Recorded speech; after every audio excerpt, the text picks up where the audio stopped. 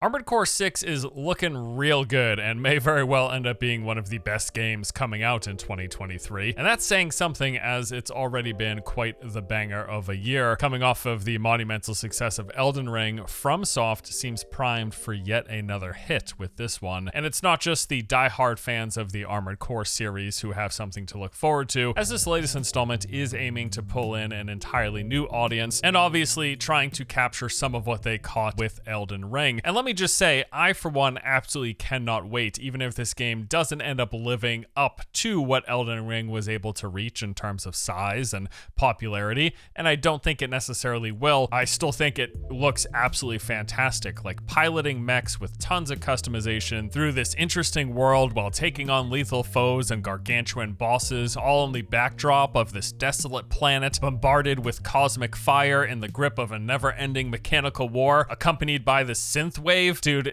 this game looks absolutely sick. And combine all of that with the additional layer of FromSoft's modern-day combat, immersive world and lore building, and boss designs. I'm sold already. Sign me up. The Dark Souls Mecha Edition sounds like a great addition to 2023.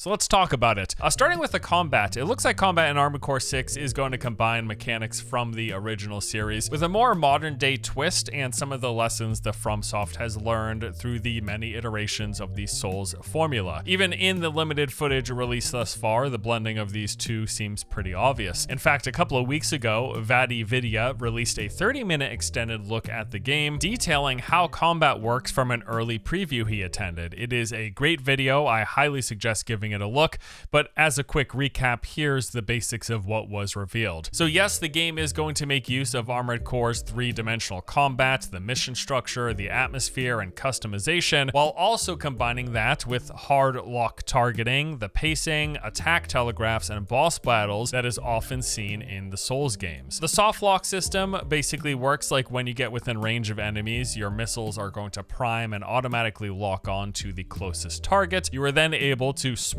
between these freely, targeting anything within range by just slightly adjusting your camera. This is akin much more to how targeting traditionally has worked in the Armored Core games. However, there's also now the inclusion of hard lock, where you can manually focus a single target. It works just like how it does in Souls and other modern action combat games, where you then become fully focused on the one target with all of your attacks and actions directed specifically at them. This also keeps the camera focused on that target. And it does seem like balancing the two targeting types, the soft and hard lock system, is going to have clear strategic advantages. For example, one such instance is the fact that while you are in soft lock mode, your missile barrage will just be automatically divided into any target within range and in your field of view. Or if you are hard locked onto a single target, all of your missiles will fire at that one target. So balancing these two, swapping between them on the fly, is clearly going to play strategic importance when it comes to combat and engaging multiple foes. In terms of weapons, you're going to see the typical assortment of things like machine guns, missiles, cannons, and other forms of ordnance. There are 4 weapon slots in total, of which you are able to mix and match which type of weapon you want in each slot, likely only limited by your particular mech's frame that you choose. There are also shields, and their game's going to have timed perfect blocks for increased effectiveness, and melee weapons,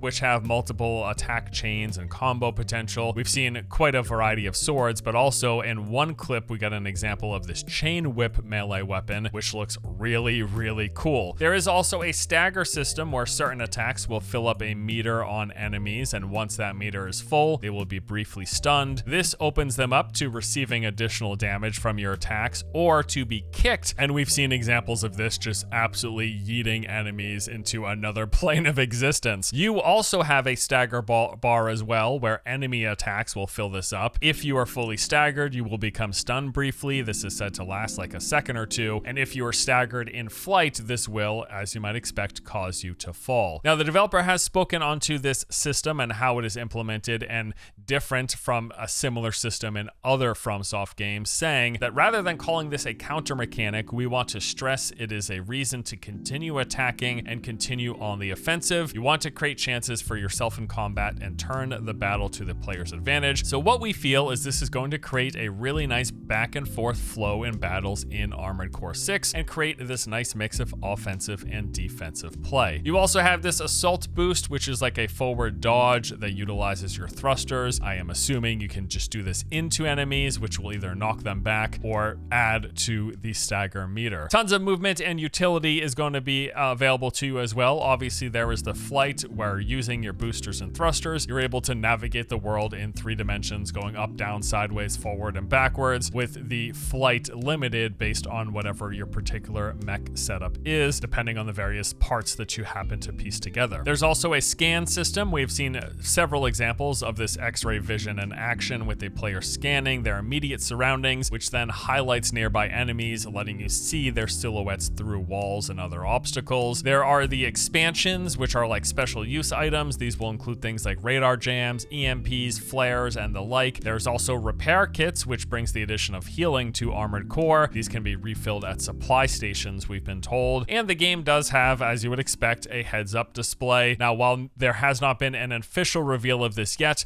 in that Vadi video, he showcased a basically mock-up that he put together based on the footage that he saw in person. So the game's HUD appears to have info for just about everything that you might need to keep track of: your health, repair, scanner cooldown, the stagger bar, weapons, ammo, as well as your movement speed and altitude. There is also going to be a compass that displays the direction you're facing, as well as having red dots to indicate enemies in the vicinity. And all of these combat capabilities, utility, and movement capabilities will come into play while navigating the world, while taking on basic enemies, but also, of course, in the boss fights. And already we've seen a slew of really cool looking boss designs and battles from these early reveals. There was one mech with this attachment on its back that expanded into 14 rows of missile launchers. This thing looks like a fireworks display, if anything. We also saw that spider mech that shoots a laser beam and has these 2 massive claws that it would slam into the ground. This scrapper unit, this is the boss fight we've seen the most extensive example of. It's got these like molten crushers that it will swing wildly around, slamming onto the ground, and even charges at you with this big molten shredder right in the middle. There was a quick snippet of the snake-like creature, and then we also saw these gigantic walkers, although this might not be an actual boss battle. Could just be part of one of the mission objectives. Maybe you have to navigate around it, get past it, or disable it.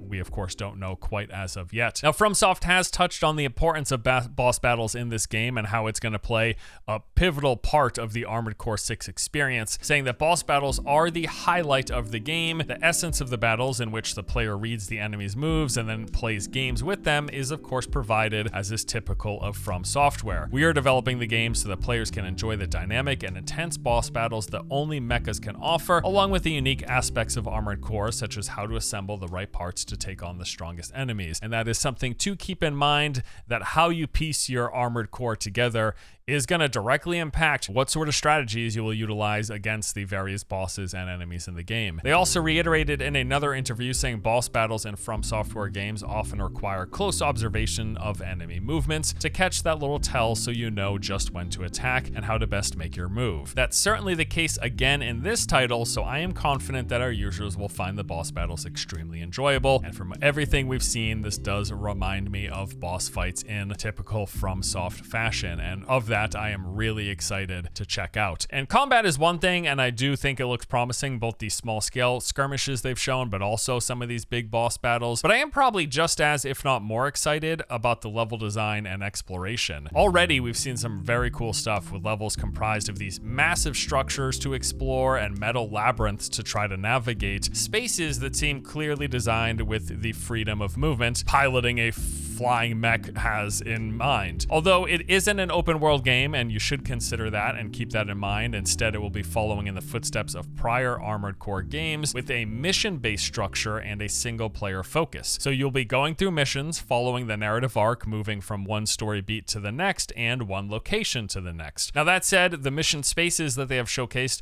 do seem pretty large, and we have heard that most levels will consist of multiple paths, providing various potential approaches and entry points into the different facilities and locations you're moving through. through. There's also clearly a lot of verticality here with your flight capabilities in mind, bolstered by things like these launch pads that we saw in the recent gameplay trailer. And then depending on how you built your particular mech, their speed, their boosters, and their flight potential, you're going to have a lot of different opportunities and ways to approach the various missions. I do predict that traversing these spaces will be a big part of the fun, like finding the entrances to locations, looking for hidden pathways, gaps that you can cross or can't, depending on your particular mech's capabilities. All are going to come into play as you navigate through these various mission locations. Sections of the missions will also be broken up with these gates. These apparently function like fog gates in other Souls games and must be actually activated in order to progress. These will be acting as like hard stops, forcing you to complete some certain objective before you can move forward. In Vatty's video, he actually mentioned that opening some of these requires like 10 seconds of hacking, during which you become open up to enemy attack,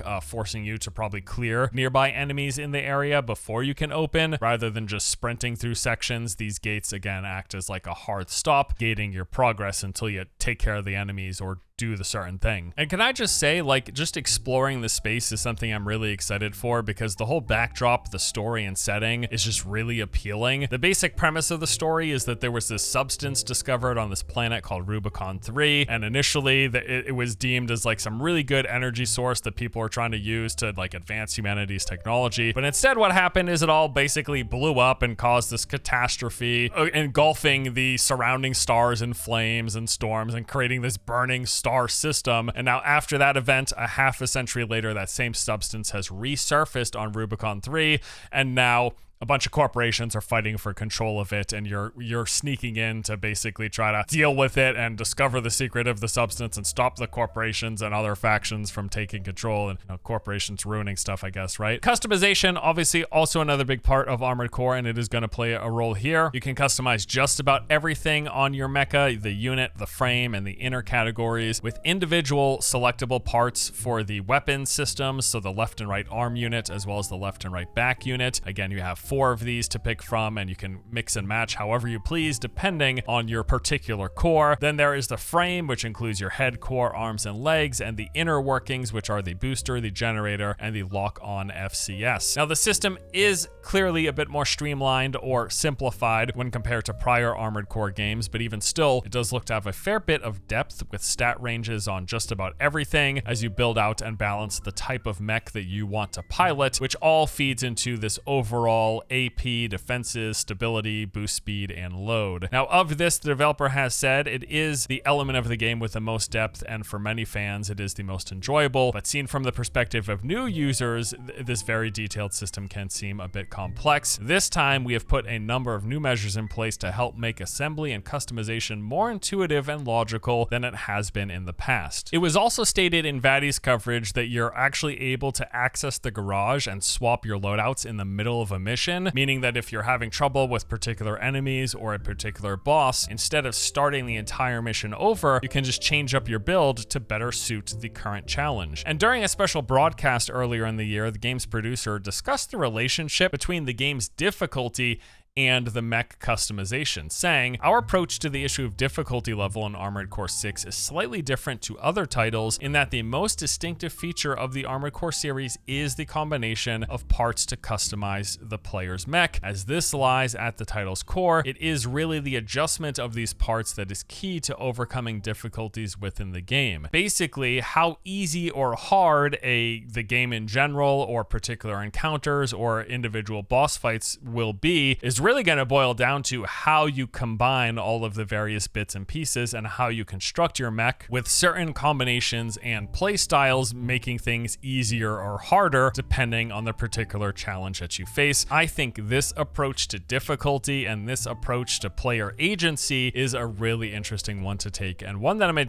just excited to play around and mess with. Now, what about multiplayer? Well, Armored Core 6 is going to have multiplayer in the form of a versus mode, similar to what's been done in prior entries of the series. Here, you will be able to customize a mech to pilot specifically while taking on other players in the game's PvP. However, they have yet to detail any more specifics other than that. They've just said that yes, this feature is going to be in the game, but in general, they've also reiterated time and time again that this is a single player story-driven game at its core. That is the main focus. But there will be multiplayer, there will be competition, and there will be an arena as well. So yeah, I mean, I am really, really excited for this game. I think it's looking incredible from what little we've seen so far. Armored Core as a series dates all the way back to 1997, with new mainline releases coming every few years, and spin-offs and story extensions in between, up until the last major installment, which was Armored Core 5, which launched back in 2012. Now that said, it has been over 10 years, and FromSoft has seen a lot of success as a developer and as a studio, having released Dark Souls 1, 2, and 3, Bloodborne, Sekiro, and Elden Ring. I mean, they've just seen tons of success. They've seen access to a much wider fan base, and it looks like they will be building upon that with Armored Core 6, and I'm just very excited to see what they do. Now, as mentioned, I don't know that a game like Armored Core has the potential to see as wide